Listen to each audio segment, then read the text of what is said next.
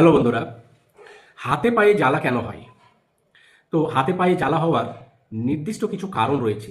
যেমন শরীরে ভিটামিনের ঘাটতি হওয়া।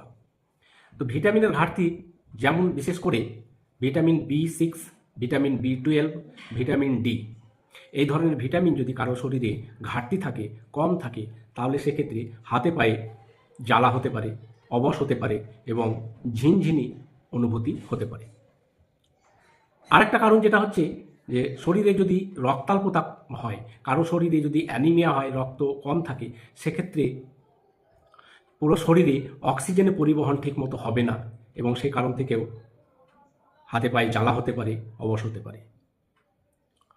নার্ভজনিত কিছু সমস্যা, যদি শরীরের নার্ভ কোনোভাবে ক্ষতিগ্রস্ত হয়, ড্যামেজ হয়, নার্ভ চাপা পড়ে যায়, সেক্ষেত্রেও রক্ত চলাচলে ব্যাঘাত ঘটবে এবং সেই জন্য হাতে পায়ে জ্বালা হতে পারে। স্কিনের সমস্যা, ত্বকের সমস্যা, যেমন স্কিনে অ্যালার্জি হওয়া, ফাঙ্গাল ইনফেকশন হওয়া, সেক্ষেত্রেও কিন্তু শরীরে বা হাতে পায়ে জ্বালা হতে পারে। ডায়াবেটিস, দীর্ঘদিন যারা ডায়াবেটিস সাফার করছেন, যাদের রক্তে শর্করার মাত্রা অধিক থাকে, সেক্ষেত্রেও নার্ভের উপর একটা প্রভাব পড়ে এবং সেক্ষেত্রেও হাতে পায়ে জ্বালা হতে পারে। হরমোনের ওঠানামা, যদি হরমোন ইমব্যালেন্স হয় কারো শরীরে, তো এই হরমোন ইমব্যালেন্সের কারণেও কিন্তু নার্ভের উপরে একটা প্রভাব পড়ে এবং সেক্ষেত্রেও হাতে পায়ে জ্বালা হতে পারে।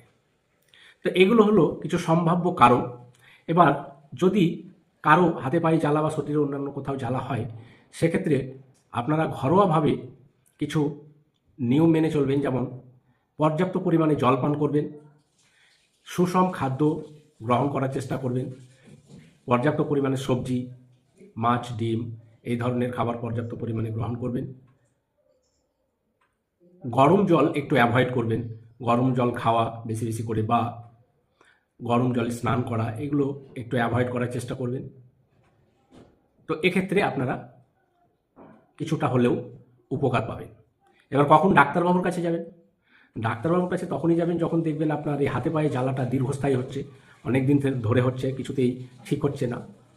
আবার যারা দীর্ঘদিন ধরে ডায়াবেটিসে ভুগছেন, তারপর হচ্ছে রাতের বেলায় আপনার খুব জ্বালা যন্ত্রণা হচ্ছে, হাতে পায়ে ব্যথা করছে, অবশ হচ্ছে, ঝিনঝিনি হচ্ছে, এক্ষেত্রে আপনারা ডাক্তারবাবুর পরামর্শ নিতে পারেন। ধন্যবাদ।